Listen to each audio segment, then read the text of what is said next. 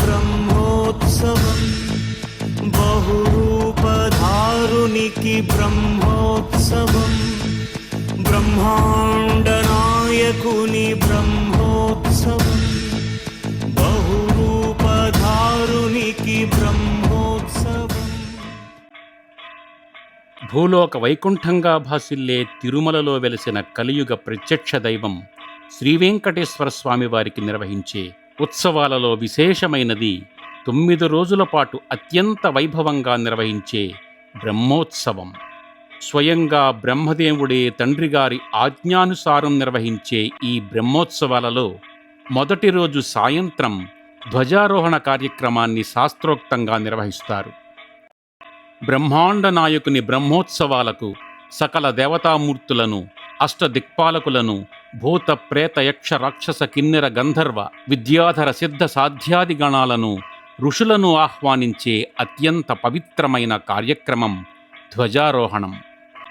సాక్షాత్తు వైకుంఠనాథుడైన శ్రీనివాసుని బ్రహ్మోత్సవాలకు అందరినీ ఆహ్వానం పలికే బాధ్యతను గరుడు నిర్వహిస్తాడు. కాబట్టి కొత్త వస్త్రం మీద శ్రీ మహావిష్ణువు వాహనమైన గరుడుని బొమ్మ చిత్రీకరిస్తారు. దీన్ని గరుడ ధ్వజపటం అంటారు. మాడవీధుల్లో గరుడ ధ్వజపటాన్ని ఊరేగించిన అనంతరం బంగారు ధ్వజస్తంభం మీద కట్టేందుకు నూలుతో చేసిన కొడితాడును సిద్ధం చేస్తారు. తిరుమల అటవీశాఖ ఆధ్వర్యంలో విష్ణుదర్భతో పేనిన దర్భచాపను, దర్భతాడును ఋత్విక్కులు వేదమంత్రాలతో ధ్వజస్తంభం పై వరకు చుట్టూ చుడతారు. కుశాహ పవిత్రా భవతు అని దర్భను శుద్ధికరమైనదిగా ఋగ్వేదం చెప్పగా, దర్భాసనంపై కూర్చొని చేసే ఉపాసన శ్రేష్టమైన ఫలితాలను ఇస్తుందని యజుర్వేదంలో చెప్పబడింది. శాస్త్రీయంగా పరిశీలిస్తే దర్భలో సిలికా అధికంగా ఉండడంతో వాతావరణ శుద్ధి, సూక్ష్మక్రిముల నిర్మూలన జరుగుతుందని చెబుతారు. కాబట్టి వేదోక్త కర్మల్లో దర్భ వినియోగం దైవిక వరమని భావించబడుతుంది. ఉత్సవమూర్తులైన భోగ శ్రీనివాసుడు, శ్రీదేవి భూదేవిల సమక్షంలో గోధూళి లగ్నమైన మీనలగ్నంలో ధ్వజస్తంభానికి కొడితాడు కట్టి గరుడ ధ్వజాన్ని పైకి ఎగురవేస్తారు. ధ్వజస్తంభం మీద ఎగిరే గరుడ పతాకమే సకల దేవతామూర్తులకు శ్రీవారి బ్రహ్మోత్సవాలకు ఆహ్వానపత్రం.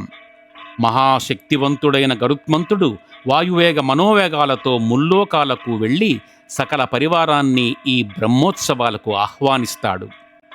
వికనస గద్యం, గరుడ గద్యం, గరుడ చూర్ణికలు పఠించి లగ్నాన్ని శుభప్రదం కావించడానికి యాత్రాదానాన్ని నిర్వహిస్తారు. ధ్వజారోహణం సందర్భంగా వాస్తుహోమం నిర్వహించి ముద్గాన్నం అని పిలువబడే పెసరపులగం ప్రసాదాన్ని నివేదించి ఈ ప్రసాదాన్ని అందరికీ పంచిపెడతారు.